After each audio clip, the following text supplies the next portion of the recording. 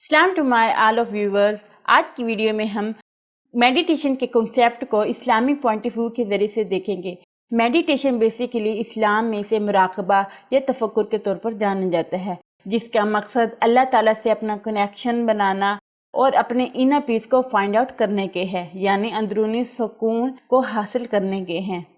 आज की वीडियो में हम मेडिटेशन का कॉन्सेप्ट देखेंगे कि इसका मीनिंग क्या है। इसके अलावा हम इसका कुरान में इसका रेफरेंस देखेंगे।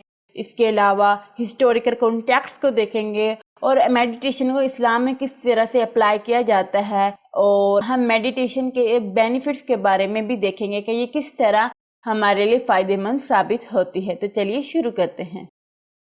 तो सबसे पहले हम मेडिटेशन के मीनिंग को देख लेते हैं। बेसिकली मेडिटेशन को अरबी में तफक्कुर के तौर पर जाना जाता है।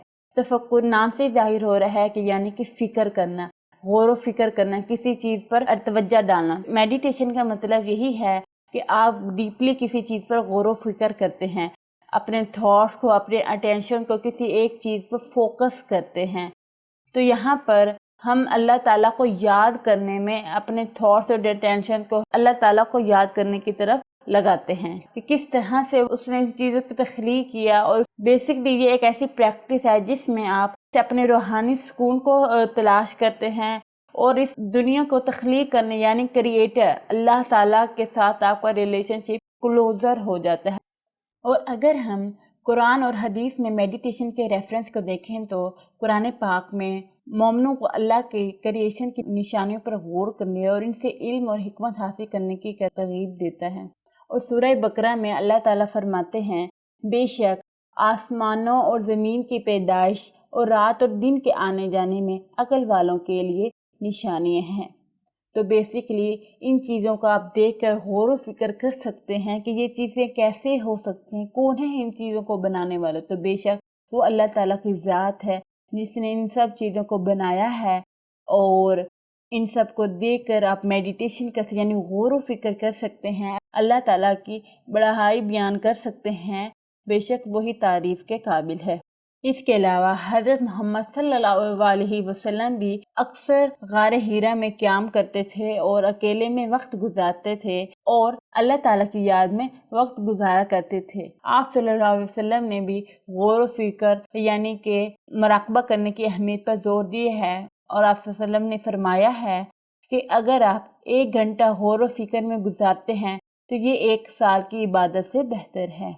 अगर हम इसके हिस्टोरिकल कॉन्टेक्स्ट को देखें तो पूरी इस्लामिक हिस्ट्री में बहुत से उल्मा और रूहानी प्रैक्टिशनर ने इस बात की हमायत की है कि अगर हम मेडिटेशन को करते हैं तो ये हमारी रूहानी तरक्की हासिल करने के लिए एक बेहतरीन ज़रिया साबित हो सकते हैं।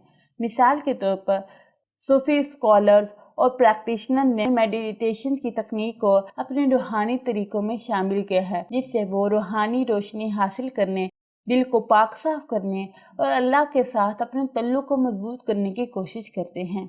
इसके अलावा गार हीरा में नबी अकरम सल्लल्लाहु अलैहि वसल्लम गौर व फिक्र और तन्हाई के लिए जाते थे, जहाँ पर सबसे पहले आप सल्लल्लाहु अलैहि वसल्लम पर हज़रत जिब्राइल अलैहिस्सलाम कुरान पाक की पहली वही लेकर नाजिल हुए थे।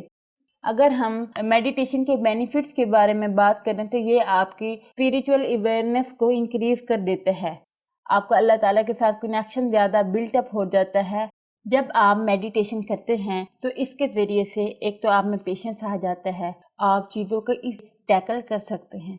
अक्सर आपने देखा होगा जब भी हम नमाज़ पढ़ते हैं या कुरान पाक पढ़ रहे होते हैं तो हमारी तवज्जो नमाज पर नहीं होती कि हम पढ़ क्या रहे हैं, बोल क्या रहे हैं। कुरान पाक हम बस पढ़ रहे होते हैं, हमें चीज़ों की अंडरस्टैंडिंग नहीं हो रही होती। लेकिन जब आप मेडिटेशन करते हैं तो ये आपके माइंड को एक चीज़ पर फोकस करने की मदद करता है। आप चीज़ों को इजी तरीके से फोकस कर सकते हैं। तो मेडिटेशन के ज़रिए से जब आप नमाज पढ़ते हैं तो आपको ऐसा फील होता है कि कोई आपको सुन रहा है, कोई आपको देख रहा है, यानी कि आप बेसिकली लग रहा होता है कि आप आमने सामने अल्लाह ताला से हम कलाम हो रहे हैं।